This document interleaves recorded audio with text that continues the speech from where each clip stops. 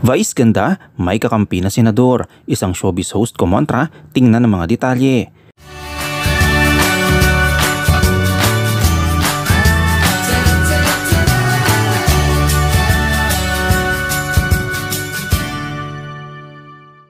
Sa radio program ni Christopher Min kasama si Romel Chica sa Radyo 5 92.3 True FM, binanggit niya ang kanyang hindi pagkakasundo sa sinabi ni Senador Raffy Tulfo. Ayon ko kasi kay Tulfo, mas mabuti umano na hayaan na lang si Vice Ganda at huwag nang makialam ang iba sa isyu ng It's Showtime at MTRCB. Sa pahayag ay sinabi, pinagkakaabalahan ng mga vloggers at marites ngayon ng ating kasamahan dito sa TV5 at ating kaibigan na Senator Raffy Tulfo dahil to the rescue kay Vice Ganda. Ipinagtanggol si Vice Ganda.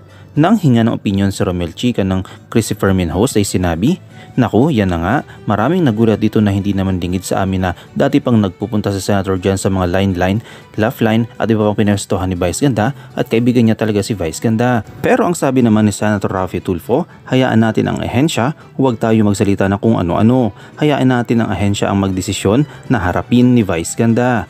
Hirit ni Christopher Min sa kanyang show ay sinabi, dapat namang ipaubaya ni Kuya Raffy na senator itong problema ito sa MTRCB. Siya ay nasa Senado. Ang MTRCB naman talagang itinalaga ni PBBM para magbantay po sa kalinisan, katinuan at pag-aalaga ng mga bata at sa mga kabataang walang kamalay-malay. Sa MTRCB dapat talaga ipaubaya, huwag na nating itong paghimasukan.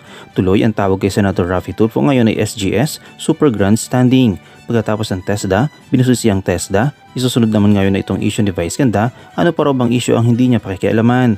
Ako'y naniniwala na magkaibigan sa Senator Raffy at saka si Vice Ganda.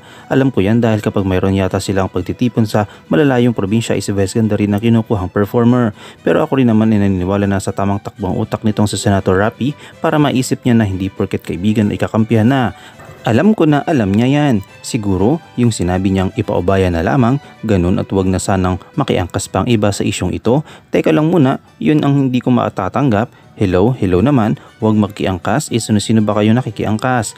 Panganak na nga lang ng langgam ang hindi nyo pinakikisawsawan. Dapat hindi nyo pinanghihimasukan ng ganito na napakaraming problema ng ating bayan. Kayo dapat ang nagmamando, nasa inyong mga kamay at mga batas na dapat nating pairalin.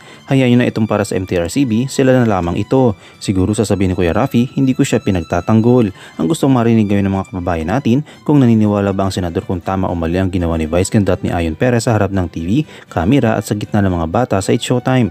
Yun ang kanilang pinakahihintay at pagsasabi, yun ang diretsyo ni Senator Raffy Tulfo, sarado ang isyong ito.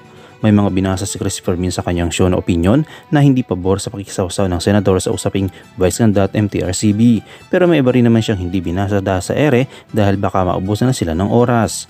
Ano yung komento kaugnay dito? Shoutout tayo kina Lita Claudio, kay Karel Kong at kay Chris Jerry Cruz.